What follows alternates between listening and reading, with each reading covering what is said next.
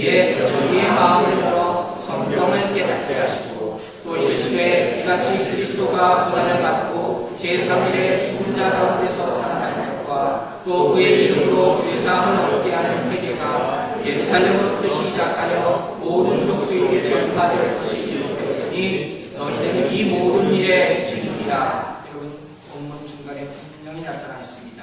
저희 마음을 열어 성경을 깨닫게 하시고 그리스도입니다. 성경은 한치의 오차도 없습니다. 오매한 자들이 하나님이 없다, 하나님의 말씀이 없다, 이것이 담겨져 있다 얘기합니다. 그러나 성경은 모든 대답을 가지고 있는 책임을 다시 한번 믿으시기 바랍니다. 여러분 이 본문을 통해서 예수께서 분명히 말씀하십니다.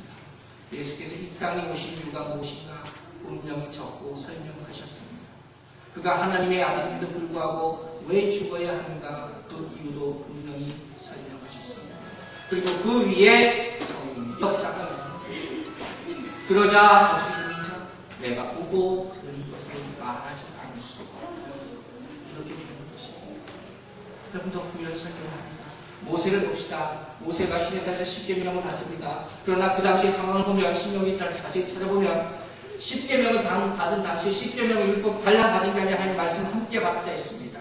그 말씀이 구전으로 전해 내려오는 것이에요. 그래서 우리가 미시나라고 하는 겁니다. 이게 경전이에요. 이 이스라엘 사람들은 어떤 면에서 그것을 더 소사하고 그것을 따르려 합니다. 이 미시나를 삼행해 놓은 책이 바로 탈무드라는 겁니다. 해설서입니다.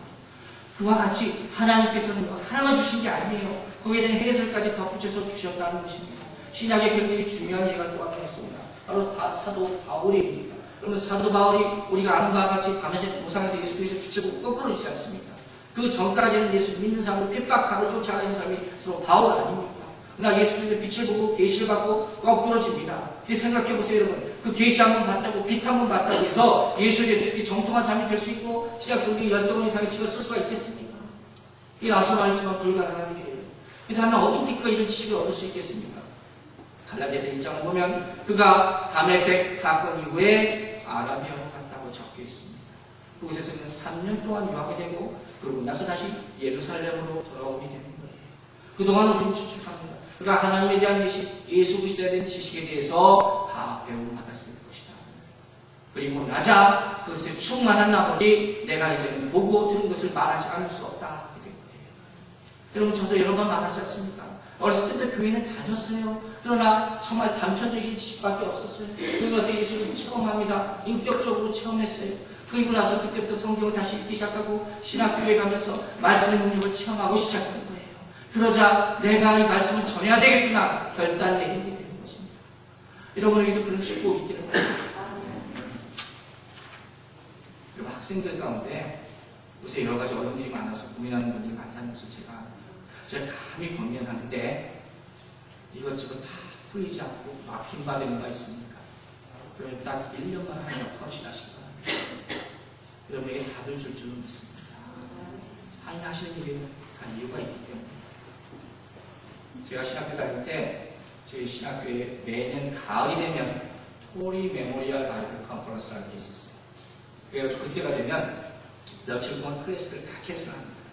그 사람들이 집에 모여가지고 정말 그때가 되면 인사이네 하나님의 말씀에 대해서 토론하고 또 디스커션하고 그러는 굉장히 좋은 컨퍼런스예요. 또 좋은 이유 중에 하나는 정말 강대 석학들이 신학자들 또 철학자들이 나와가지고 말씀을 전합니다. 소위 말하는 무슨 요새 이 시대를 이끄는 뭐 달라스 윌라드나 뭐 이제 일부 까먹었어요. 제임스 답슨, 찰스 윈도 이런 사람. 저 학교 시작해 다닐 때는 이름만 들어도 저 사람 한번 손이나 만져봤으면 좋겠다. 그런 사람들이 실제로 앞에 와서 설교를 합니다. 그게 얼마나 놀랍습니까?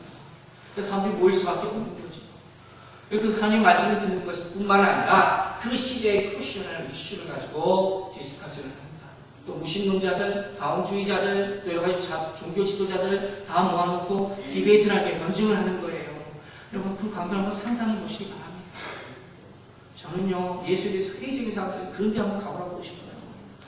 괜히 누구한테 얄팍한 지식 가지고 교회에 대해서 이러고 저러고 이래야 되는데 저래야 된다고 그러지 말고 그런 데 가서 한번 보란 말이에요. 자기가 알고 있는 예수의 지식이 얼마나 부족하고 보잘것없는 것이라고 그것을 발견할 수가 있습니다.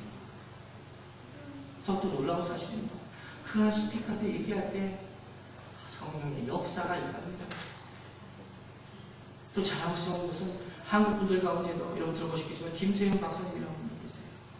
바울 신학을 그대로 이어가는 수제자 가수. 그분이 변증을 하시는데 영어도 잘하지만 다른 무신론자들이나 다운주의자들 꼼짝 못하는 걸 저는 바로 앞에서 봤습니다. 그리고 얼마나 놀랍고 얼마나 자랑스럽습니다. 그러면서 그 모습을 보면서 제가 어떤 생각을 했겠습니까? 야, 나도 언젠가 저렇게 할 수 있을까? 들어보면 영어도 점점 줄어들고 스피치도 어려워하고 감정도 없고 답답할 지경이죠. 그럼 저는 이렇게 생각했습니다. 말처럼 부족하고 베드로 같은 담장도 성령에 대한 지식도 부족하고 그래서 내가 지금 복음을 제대로 전하고 있는가 항상 우려합니다. 그러나 제가 부족하지만 그럼에도 불구하고 매 주일날 제가 예수 그리스도의 복음에 대해서 전하려고 노력하고 그것에 초점을 맞추는 이유가 무엇이겠습니까? 이 나으면서 안진뱅이 된 자의 스토리를 가지고 우리가 왜 이렇게 질질 끌고 있겠냐.